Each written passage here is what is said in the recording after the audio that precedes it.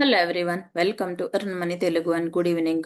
ఈ రోజు Sensex 148 points down అయి 83,311 దగ్గర క్లోజ్ అయింది. సెన్సెక్స్ 87 పాయింట్స్ డౌన్ అయి 25,509 దగ్గర క్లోజ్ అయింది. అలాగే బ్యాంక్ నిఫ్టీ కూడా 272 పాయింట్స్ డౌన్ అయి 57,554 దగ్గర క్లోజ్ అయింది. ఈ రోజు ఇండియన్ మార్కెట్లో అన్ని ఇండెసెస్ అయితే నెగిటివ్గా ఉన్నాయి. ఐటీ ఇండెసెస్ కానీ అండ్ నిఫ్టీ ఆటో ఇండెసెస్ మాత్రమే పాజిటివ్గా ఉంది. రీసెంట్ టైమ్స్లో మార్కెట్స్ అయితే బాగా పర్ఫామ్ చేశాయి. ప్రాఫిట్ బుకింగ్ బాగా జరిగింది మార్కెట్లో. దాంతో పాటుగా ఎఫ్ఐఐస్ అవుట్ ఫ్లోస్ అయితే కంటిన్యూగానే ఉన్నాయి. ఈ రీజన్ వల్ల మన ఇండియన్ మార్కెట్స్ కూడా కరెక్షన్ తీసుకునే స్టేజ్లో అయితే ఉన్నాయని చెప్పొచ్చు. అంటే కొన్ని స్టాక్స్ అయితే ఎంఎస్సిఐ ఇండెక్స్లో అయితే ఇంక్లూడ్ అయ్యాయి, కొన్ని స్టాక్స్ ఎక్స్క్లూడ్ కూడా అయ్యాయి. ఈ రీజన్ వల్ల కూడా మార్కెట్ అయితే ఈరోజు కొంత కరెక్షన్ అయితే తీసుకుంటుంది. యాడ్ అయిన స్టాక్స్ లో ఏవి ఉన్నాయో చూస్తే లైక్ పేటిఎం కానీ, ఫోర్టీస్ హెల్త్ కేర్ కానీ, జీఈ వర్నోవా టీఎన్డి కానీ అండ్ సిమెన్ ఎనర్జీ లాంటి కంపెనీస్ అయితే ఎంఎస్సిఐ ఇండెక్సెస్ లో యాడ్ అయింది. ఎక్స్క్లూడ్ అయిన స్టాక్స్ చూస్తే టాటా ఎలక్స్ కానీ, కాంకర్ లాంటి స్టాక్స్ అయితే ఎక్స్క్లూడ్ అయింది ఎంఎస్సిఐ ఇండెక్స్ లోంచి. ఈ రోజు ఓవరాల్ గా ఇండియాలో ఇన్ని ఇండెక్సెస్ అయితే కొంచెం నెగిటివ్ గానే ఉన్నాయి ఆల్ ఓవర్ మార్కెట్ గా. అండ్ గోల్డ్ కూడా 930 రూపీస్ పెరిగింది 10 grams ఆఫ్ ద గోల్డ్ కి. అండ్ ఈ రోజు గోల్డ్ ప్రైస్ కూడా 1,21,830 రూపీస్ గా ఉంది. సిల్వర్ కూడా ప్రైస్ పెరిగింది 1,380 రూపీస్ గా. ఒక కేజీ సిల్వర్ ఈ రోజు ప్రైస్ అయితే 1,49,250 రూపీస్ గా ఉంది. గోల్డ్ అండ్ సిల్వర్ ప్రైసెస్ పెరగడానికి మెయిన్ రీజన్ అయితే డాలర్ వాల్యూ స్ట్రాంగ్ గా ఉంది. యుఎస్ లో ఎంప్లాయ్మెంట్ డేటా కూడా వస్తుంది, బెటర్ గా వస్తుందని అయితే ప్రెడిక్ట్ చేస్తున్నారు. వీళ్ళు ప్రెడిక్ట్ చేసింది 28,000 జాబ్స్ ప్రెడిక్ట్ చేస్తే 42,000 అయితే ఇంక్రీజ్ గా ఉంటుంది అని అయితే చెప్తున్నారు వీళ్ళు. ఈ రీజన్ వల్ల గోల్డ్ అండ్ సిల్వర్ ప్రైసెస్ అయితే బాగా పెరుగుతున్నాయి. ఫెడ్ మీటింగ్ లో కూడా డిసెంబర్ లో వడ్డీ రేట్లు తగ్గించకపోవచ్చు అని రీసెంట్ గా పవల్ గారు చెప్పారు. లాస్ట్ మంత్ లో అయితే తగ్గించారు 25 బేసిస్ పాయింట్స్ గా. బెటర్ ఎంప్లాయ్మెంట్ డేటా ఉండడం వల్ల నెక్స్ట్ ఫెడ్ మీటింగ్ లో వడ్డీ రేట్లు తగ్గించాల్సినంత అవసరం అయితే లేదు. ఎప్పుడైతే వడ్డీ రేట్లు తగ్గిస్తారో బ్యాంకులో పీపుల్ లోన్స్ తీసుకుని other side like equity markets అయితే ఇన్వెస్ట్మెంట్ అయితే పెడుతూ ఉంటారు. వడ్డీ రేట్లు తగ్గించకపోతే లోన్స్ తీసుకునే వాళ్ళు కూడా తగ్గిపోతారు. సేఫ్ హెవెన్ కింద కన్సిడర్ చేసి గోల్డ్ అండ్ సిల్వర్ పైన అయితే ఇన్వెస్ట్మెంట్ అయితే పెడుతుంటారు. ఈ రీజన్ వల్ల గోల్డ్ అండ్ సిల్వర్ ప్రైజెస్ అయితే పెరుగుతూ ఉన్నాయి. అండ్ ఆల్ ఓవర్ ఉన్నటువంటి గ్లోబల్ మార్కెట్స్ ఎలా ఉన్నాయో చూస్తే డౌ ఫీచర్స్ అయితే పాజిటివ్ గానే ఉన్నాయి. ఎస్ఎన్పి నాస్డాక్ కానీ ఎస్టర్డే మార్కెట్స్ అయితే అన్ని పాజిటివ్ గానే ఉన్నాయి. అండ్ లైక్ జపాన్ మార్కెట్స్ కానీ ఈ రోజు సౌత్ ఏషియన్ మార్కెట్స్ అయితే అన్ని పాజిటివ్ గానే ఉన్నాయి. ఎస్పెషల్లీ జపాన్ మార్కెట్స్ అయితే బెటర్ గా పర్ఫామ్ చేశాయని చెప్పొచ్చు. దీనికి మెయిన్ రీజన్ అయితే యుఎస్ లో ఉన్నటువంటి కొన్ని టెక్ కంపెనీస్ రిజల్ట్స్ బెటర్ గా పర్ఫామ్ చేయడం వల్ల జపాన్ మార్కెట్స్ అయితే బెటర్ గా ఉన్నాయి ఈ రోజు. లైక్ మెక్డొనాల్డ్స్ కానీ మ్యాచ్ గ్రూప్ లాంటి కంపెనీ స్టాక్స్ అయితే రిజల్ట్స్ Q2 లో బెటర్ గా పర్ఫామ్ చేశాయి. అండ్ గోల్డ్ సిల్వర్ ప్రైస్ కూడా పెరిగింది ఈ రోజు. డౌ ఫీచర్స్ కూడా పాజిటివ్ గానే ఉన్నాయి. ఇండియా ఫ్యూచర్స్ అయితే కొంచెమే పాజిటివ్ గా ఉంది. గిఫ్ట్ నిఫ్టీ అయితే like 22 points. Gold silver price పెరిగింది, క్రూడ్ ఆయిల్ కూడా పెరిగింది ఈ రోజు. అండ్ దీనికి మెయిన్ రీజన్ అయితే యుఎస్ లో ఉన్నటువంటి టెక్ కంపెనీస్ రిజల్ట్స్ బెటర్ గా పోస్ట్ చేయడమే అనేది అయితే చెప్పొచ్చు. అండ్ కొన్ని కంపెనీస్ బెటర్ గా పోస్ట్ చేయడం వల్ల జపాన్ మార్కెట్స్ అయితే బెటర్ గా ఉన్నాయి ఈ రోజు. నెక్స్ట్ జేపీ మోర్గన్ సిఇఓ అయినటువంటి జేమీ డైమన్ గారు అయితే చెప్తున్నారు, నెక్స్ట్ రాబోయే 6 months లో ఆర్టిఫిషియల్ ఇంటెలిజెంట్ బూమ్ అయితే బెటర్ గా ఉంది. ఈ రీజన్ వల్ల టెక్ కంపెనీస్ ఓవర్ వాల్యుయేషన్ అవుతున్నాయి. నెక్స్ట్ లో మార్కెట్స్ కరెక్షన్ తీసుకోవచ్చు, పీపుల్ అయితే మనీ లాస్ అవుతారు అనే విధంగా అయితే స్టేట్మెంట్ చేస్తున్నారు. దీనికి ఈయన చెప్తున్న మెయిన్ రీజన్స్ అయితే ఎన్విడియా కార్పొరేషన్ కానీ లేదా పలంటీర్ లాంటి కంపెనీస్ అయితే హై వాల్యుయేషన్ కి అయితే వెళ్తున్నాయి. ఆర్టిఫిషియల్ ఇంటెలిజెంట్ టెక్నాలజీలో బూమ్ గా ఉంది ప్రెసెంట్ గా. ఈ రీజన్ వల్ల హై వాల్యుయేషన్ కూడా వెళ్తున్నాయి. గవర్నమెంట్ షట్ డౌన్ అయింది అండ్ జియో పొలిటికల్ టెన్షన్స్ కూడా ఉన్నాయి. ఈ రీజన్స్ అన్నీ కూడా అలాగే యుఎస్ లో కూడా డెట్ క్రైసిస్ కూడా పెరిగిపోతా ఉంది. ఈ రీజన్స్ వల్ల కూడా త్వరలో మార్కెట్ అనేది కరెక్షన్ తీసుకుంటుంది, పీపుల్ అయితే మనీ లాస్ అవుతారు, కొంత కాషియస్ గా ఉండండి అనే విధంగా అయితే స్టేట్మెంట్ అయితే చేస్తున్నారు. యుఎస్ ఎకానమీ అయితే కొంత వీక్ గా ఉంది కానీ మరి డిజాస్టర్ లెవెల్ కి అయితే వెళ్ళలేదు అనే విధంగా అయితే చెప్తున్నారు. ఇన్ఫ్లేషన్ పెరుగుతుంది కంట్రీలో, దాంతో పాటుగా ట్రేడ్ రిస్ట్రిక్షన్స్ కూడా ఉన్నాయి. అండ్ H1B వీసా కూడా ఫీజు అయితే పెంచారు $1 lakh గా. ఈ రీజన్స్ అన్ని కూడా త్వరలోనే యుఎస్ లో ఉన్నటువంటి మార్కెట్స్ అయితే కొంత కరెక్షన్ తీసుకోవచ్చు నెక్స్ట్ రాబోయే 6 months లో అనేది చెప్తున్నారు. యుఎస్ లో మార్కెట్స్ కరెక్షన్ తీసుకుంటే మన ఇండియాలో ఉన్నటువంటి మార్కెట్స్ కూడా కొంత వరకు కరెక్షన్ అయితే తీసుకోవచ్చు. ఇది మన ఇండియాలో ఉన్నటువంటి మార్కెట్స్ కూడా మంచి విషయం అయితే కాదు.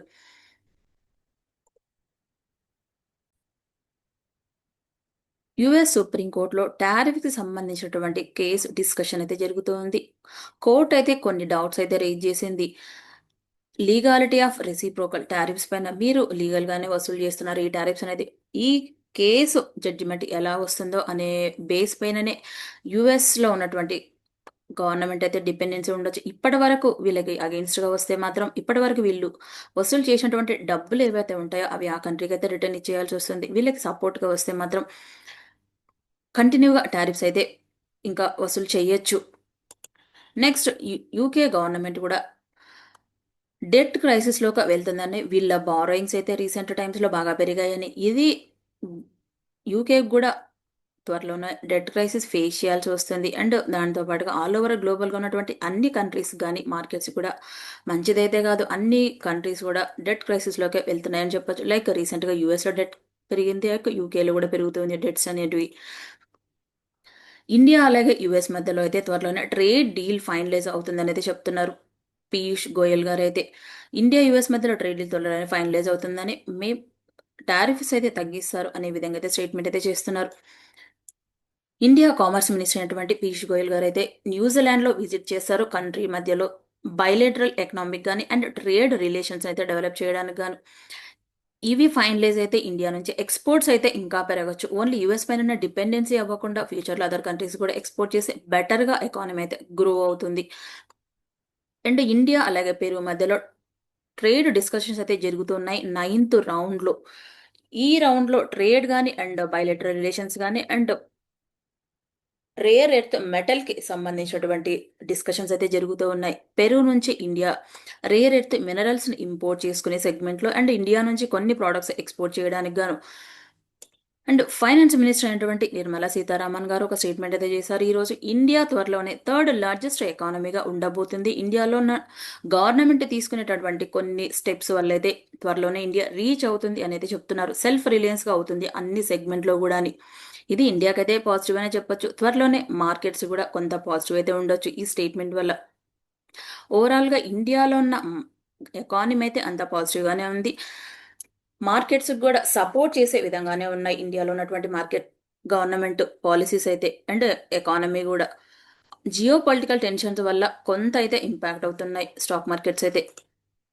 అండ్ ఇండియా ఇజ్రాయెల్ మధ్యలో కూడా డిఫెన్స్ కోఆపరేషన్ ప్యాక్ట్ అయితే జరిగింది. ఈ డిఫెన్స్ కోఆపరేషన్ సెగ్మెంట్లో రెండు కంట్రీస్ మధ్యలో కూడా సపోర్ట్ చేస్తారు.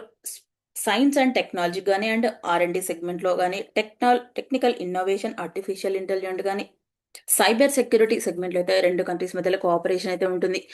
ఇజ్రాయిల్ వాళ్ళు ఎప్పటి నుంచో డిఫెన్స్లో అయితే స్ట్రాంగ్గా ఉన్నారు. ఈ ప్యాక్ట్ జరగడం అనేది ఇండియాకి అయితే ఒక పాజిటివ్ అడ్వాంటేజ్ ఉండొచ్చు డిఫెన్స్లో ఇంకా అడ్వాన్స్ టెక్నాలజీలో డెవలప్ అవ్వడానికి. నెక్స్ట్ ఆర్బీఐ నెక్స్ట్ మీటింగ్లో 0.5% అయితే వడ్డీ రేట్లు తగ్గించవచ్చు అనే న్యూస్ అయితే ఉంది మార్కెట్లో. ఇది ఎకనామిక్గా నెక్స్ట్ బూస్ట్ అవ్వడానికి అయితే ఇంకా హెల్ప్ అవుతుంది. వడ్డీ రేట్లు తగ్గించడానికి మెయిన్ రీజన్ అయితే జీఎస్టీ రేట్స్ అయితే కట్ చేసింది. దాంతో పాటుగా మానిటరీ ఈజింగ్ కూడా జరిగింది. ఈ రీజన్ వల్ల కూడా నెక్స్ట్ 0.50% అవుతా వడ్డీ రేట్స్ కట్ చేయొచ్చు అన్న న్యూస్ అయితే ఉంది ప్లాట్ఫామ్లో. ఇది ఇండియన్ ఎకానమీ ఇంకా గ్రో అవ్వడానికి అయితే ఇంకా ఉపయోగపడుతుంది. నెక్స్ట్ ఈరోజు ఎస్బీఐ కన్క్లేవ్ మీటింగ్ అయితే జరిగింది. ఎస్బీఐ బ్యాంక్ $100 బిలియన్ మార్కెట్ క్లబ్లోకి అయితే రీచ్ అయింది. దాంతో పాటుగా టోటల్ మార్కెట్ క్యాప్ కూడా ఎస్బీఐ బ్యాంక్ది 100 ట్రిలియన్ మార్కెట్ క్యాప్ కూడా రీచ్ అయింది. దీనికి వీళ్ళు చెప్తున్న మెయిన్ రీజన్ అయితే స్ట్రాంగ్ Q2 రిజల్ట్స్ ఉన్నాయి. క్రెడిట్ గ్రోత్ స్ట్రాంగ్గా ఉంది అండ్ ఫెస్టివల్లో స్పెండింగ్ కూడా బెటర్గా ఉండడం వల్ల ఈ బ్యాంక్ అయితే 100 బిలియన్ మార్కెట్ క్యాప్ క్లబ్లోకి అయితే రీచ్ అయిందని చెప్తున్నారు.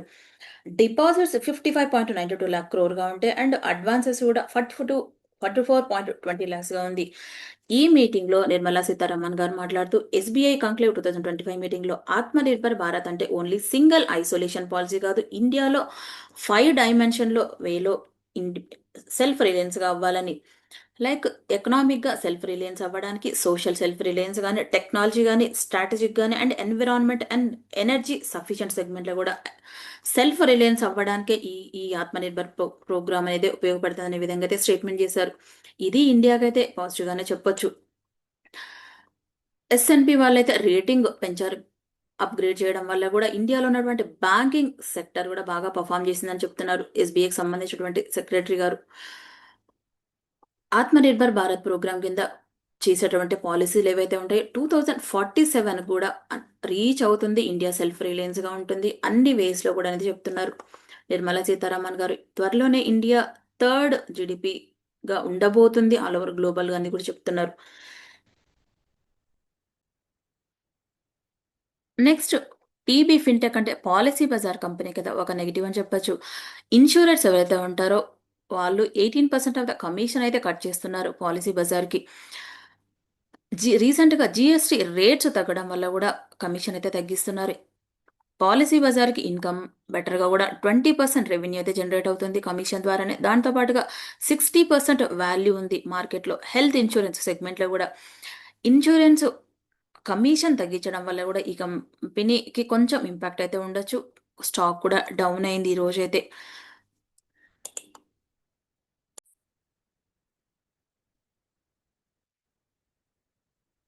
నెక్స్ట్ పేటిఎం కంపెనీకి అయితే ఒక అప్డేట్ ఉంది. ఈ కంపెనీ Q2 రిజల్ట్స్ అనౌన్స్ చేశారు. దాంతో పాటుగా MSCI ఇండెక్స్ లో కూడా యాడ్ అయింది ఈ కంపెనీ. ఈ రీజన్ వల్ల స్టాక్ అయితే 4% పెరిగింది. వీళ్ళు దీనికి చెప్తున్న మెయిన్ రీజన్ అయితే ఆర్టిఫిషియల్ ఇంటెలిజెంట్ ఉపయోగించడం వల్ల లాంగ్ టర్మ్ లో ఇండైరెక్ట్ ఎక్స్పెన్సెస్ తగ్గుతుంది.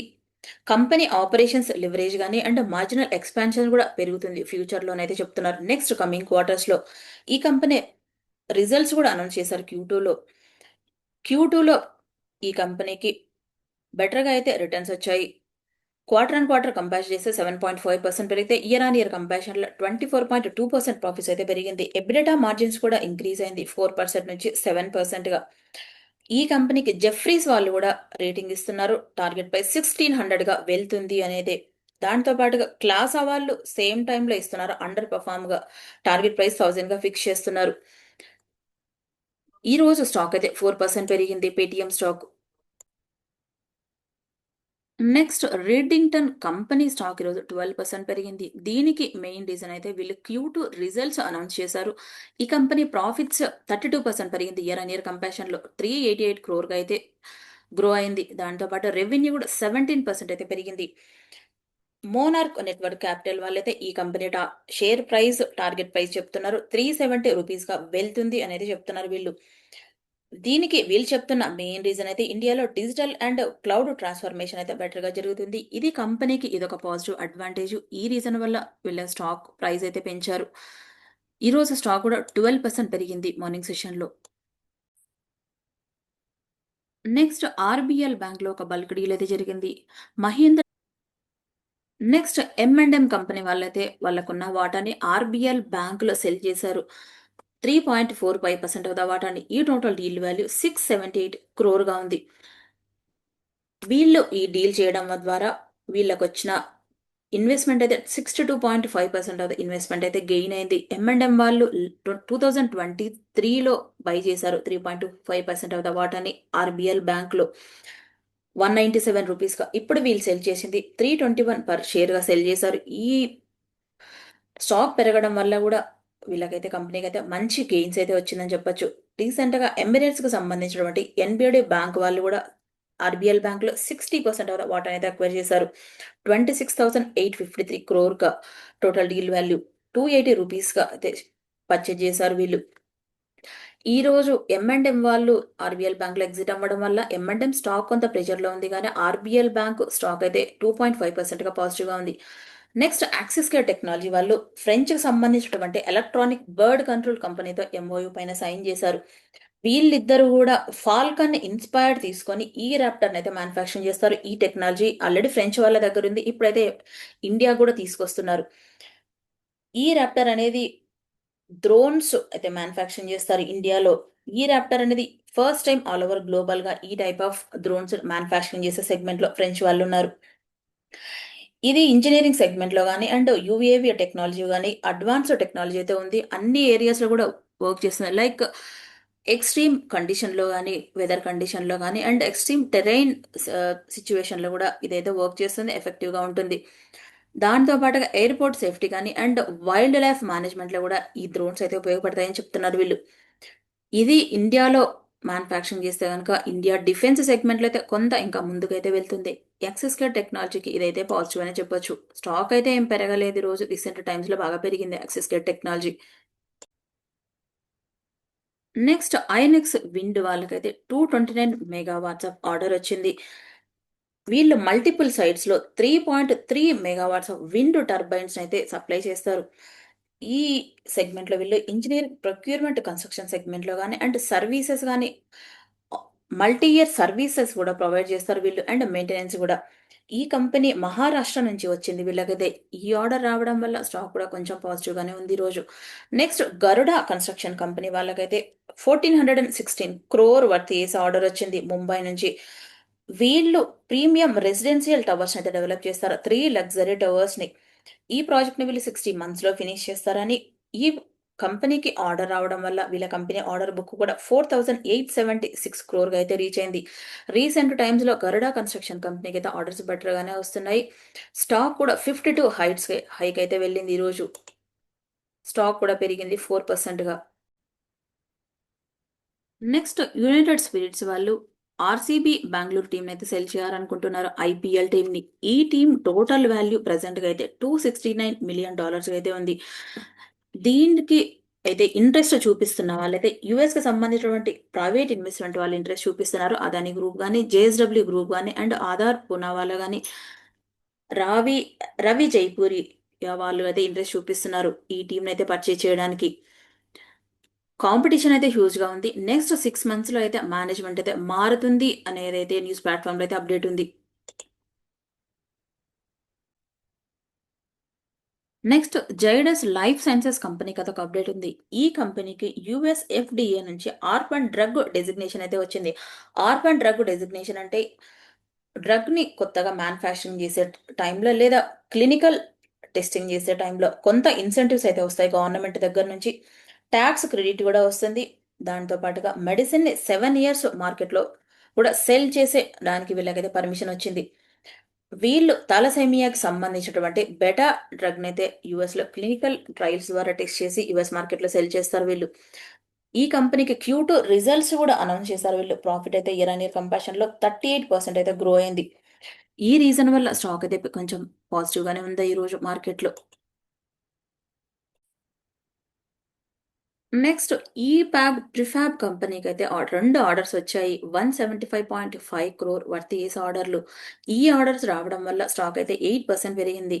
వీళ్ళకి ఆర్డర్స్ ఎవరి దగ్గర నుంచి వచ్చాయో చూస్తే నియో ఎనర్జీ దగ్గర నుంచి వచ్చింది. ఐనాక్స్ నియో ఎనర్జీస్ దగ్గర నుంచి 83.73 crore వర్త్ ఏస్ ఆర్డర్ అండ్ రిలయన్స్ ఇండస్ట్రీస్ దగ్గర నుంచి 91.76 crore వర్త్ ఏస్ ఆర్డర్ వచ్చింది. ఈ రీజన్ వల్ల స్టాక్ కూడా పెరిగింది 8% గా. ఈ వీడియో కనుక మీకు నచ్చినట్టయితే లైక్ చేయండి, షేర్ చేయండి, కామెంట్ చేయండి, ఛానల్ సబ్స్క్రైబ్ చేయండి. Thank you.